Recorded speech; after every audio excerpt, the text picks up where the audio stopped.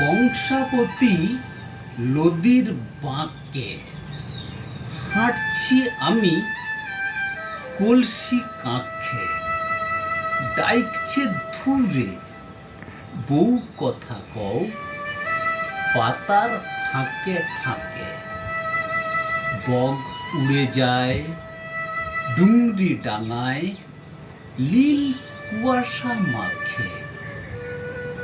Lille পাহাড়ের লাল ধুলাতে, শিমুল গাছের ওই তুলাতে, শাল মহুয়ার জ্যোৎস্না কাঁপে রেতের ঝিঝি ডাকে। ডাইকছে ধুরে বউ কথা কও পাতার ফাঁকে ফাঁকে। কত দিনের কত কথা ছড়ায়ে আছে পথে, লাগর আমার থাকতো সাথে নাকছাবি আর নথে।